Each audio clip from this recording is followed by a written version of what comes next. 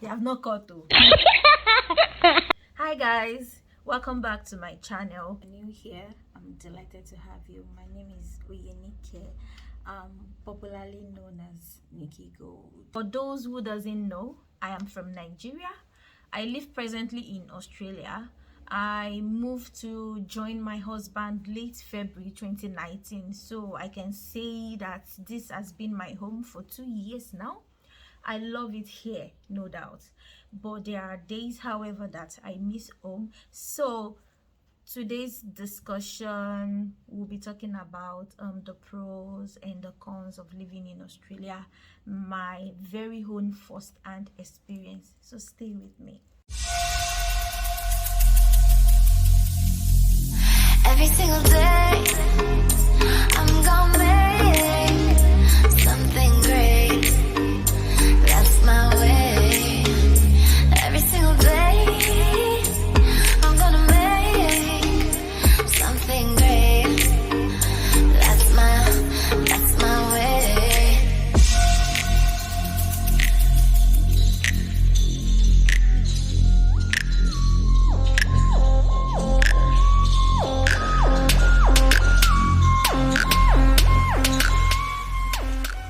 Welcome back. Have you subscribed to my channel?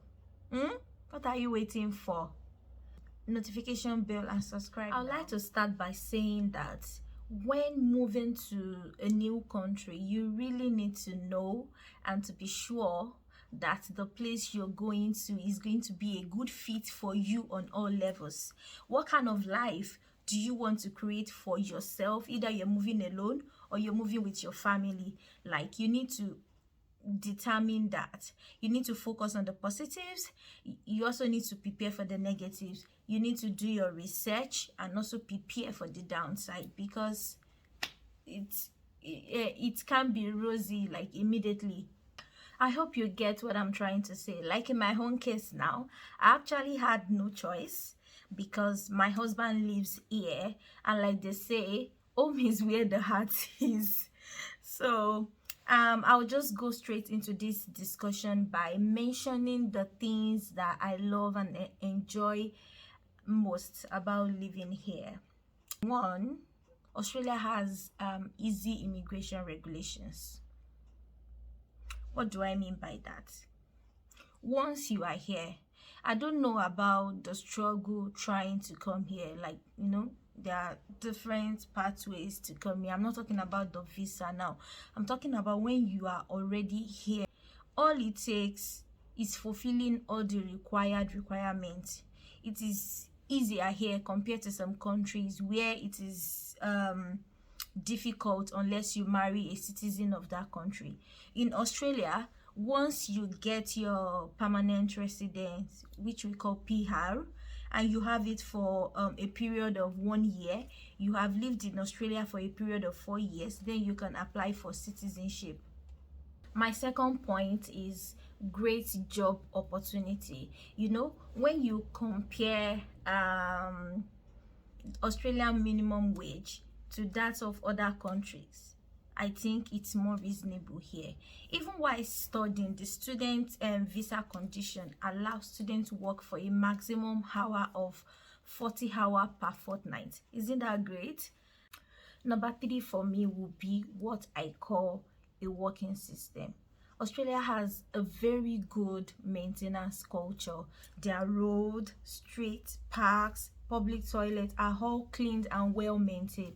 I so love the fact that they have a system that is working, that is an effective way of picking and disposing our rubbish. I love their recycling system. I was impressed the first time I needed to sign something at the magistrate court. There was no cutting of corners, so much decorum, no need for connection. I just love the system, the fact that it's working. There is check and balances. Number 4 for me would be the beautiful landscape.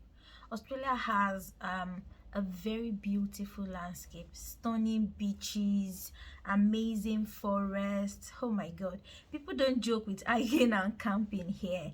They have more than 500 national parks and they are all well maintained. It's fascinating how they get so much money from tourism. I wish Nigeria can be like that. We have abandoned all our tourist sites. They are not well maintained. Oh, I really hope that we can do better. 5 for me will be safe environment.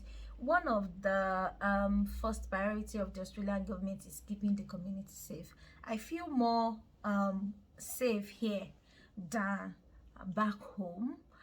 I can go out in the night without getting scared of hoodlum attacking me on the road now.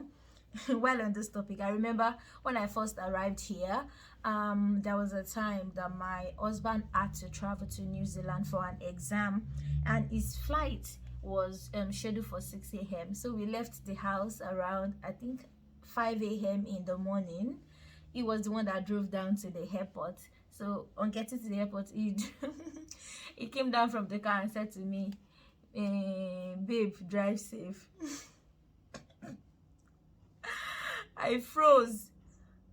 It's not like it came as a shock. He has already told me that I'll be taking the car back home, but the fact that I'm taking him back home alone, oh my god, everywhere was so dark. And back in Nigeria, it's going out in the night. I don't go out in the night because I know that it's not safe for me. So when my husband left, I was in the car. My chest was drumming. I had to drive to Aura first to meet up with a friend. And the road Google Map took me through here. I was just thinking of all the horror movies I've seen in this life. Each time I spot a car behind me, I was doing more than the speed limit for that road. All the cars at one point passed me and went their way. It actually took me a while to get over the feeling of being followed, you know. I can also say that terrorism risk are low here. Racism is also low. Listen to me well. I'm not saying that there are no racists in Australia. In fact, I have come across 2 or 3. I have my own fair share of the experience already.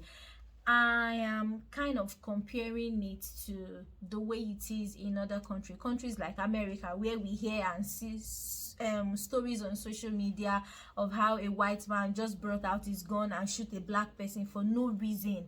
So what I'm saying is that I've never heard of anything like that here. Maybe it has happened, but I'm talking about what I know right now. What you may likely experience here are indirect jokes, indirect comments, systemic racism on interpersonal levels. I already know that you cannot pronounce Nike. So if you ask me my name, what is my name? I will not tell you my name is Nike.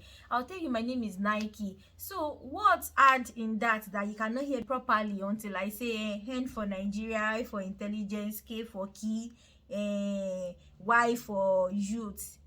Then they go Nike. So what did I say? It's oh my god, it's really annoying. There are some that believe that you lived in the forest just because you tell them you are from Africa. I bet this is a topic that I don't want to go into. It's for another day. Number 6 point for me would be their good healthcare. Australia has a very good healthcare system. It is relatively affordable for their citizens and people with PR. It is, however, expensive for international students. They pay more and do not benefit from government subsidies. Each time that I visit the doctor, I don't pay out of pocket every time. Once I have my health insurance card, that is what I use each time I visit the hospital, the dentist, you know, or you want to get a glasses. Also, you can't just wake up in the morning and say, I'm going to the hospital today. You need to pre-book your appointment. It sounded somehow to me when I first arrived. I asked my husband, what if somebody is dying and you're in an urgent situation? And he told me that then there is an emergency number that you can ring, whereby the ambulance will come and pick you up, so you would not need to go into the hospital yourself.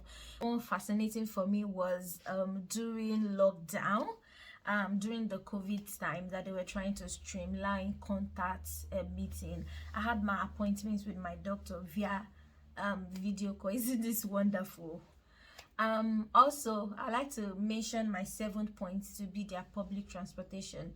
You can get bus in front of your house if you have a bus stop there. If not, you can get it very close to your house, and you can also get them from the bus very close to your house. I like the fact that the bus stop, you can get buses in every suburb. You don't need to travel far to get a particular bus. There is an app that we have on our phone where you check when the bus is coming, what time it suits you, like what time do you want to go out. You check where the bus is at the present moment, and the app will also notify you of any delay in case the bus is running late. The buses are very clean and comfortable. They have priority seats for elderly people and people living with disability. I'll make this the last for my pro. Will be sales. I love sales. I love sales. Oh my god, I love the sales. I'm not talking about the kind of Jumia sales that will just remove 500 naira from 5,005 worth of products. No, nah. I'm talking about half price of the original price. You know, when you want to buy something and they tell you that the original price, you know yourself that the original price is maybe like $300 or $200, but you yourself, you are just waiting that they will soon do sales, and they never disappoint. That sales, they will do it surely. I love sales. Again, I cannot just be spending money anyhow. Now let's talk about the cons of living in Australia. Yummy in my tummy. I'm very sure someone will be guessing I'm going to mention food first. Yeah, I'm a foodie. I remember when I first arrived and I went grocery shopping with my husband. The Nigerian in me was just calculating all the dollars in naira. And my husband kept saying to me, babe, if you continue like this, you will not eat, oh.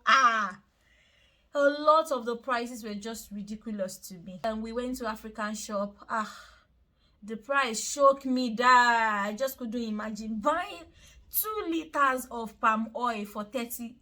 That's almost 10,000 naira. I can't even start mentioning all the food and their prices. Expensive. I came across a website on Google where people contribute data all over the world, and from that data, groceries in the US were 24.85% lower than in Australia, and most people are of the view that the high wages in Australia may be a contributing factor. I'm sure their thinking is that we earn enough to absorb the cost. Do we? Number 2 will be the standard of living. Australia is expensive. Standard of living is very high. The cost of living on the average is 16.27% higher than people living in the United States. The average cost of living is expensive and can even be more expensive depending on where you are living. Australia has job prospects, no droughts. They have a very strong economy and a whole lot of other things that make it so desirable to live, but it comes with the highest standard of living.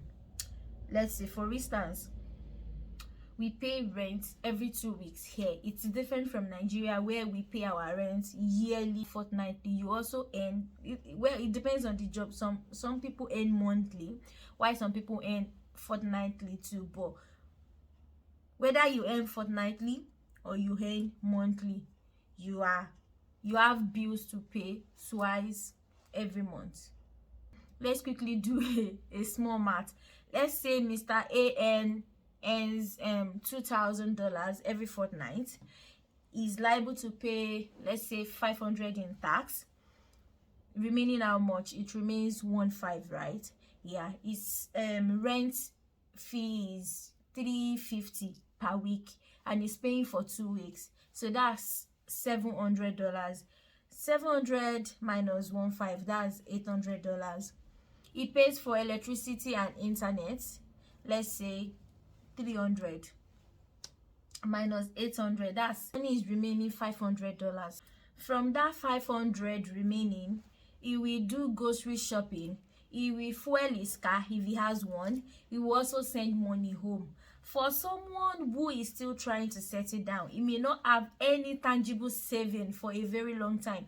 Yet people back home who doesn't know how hard he is working here will be feeling or complaining that he's not giving them enough.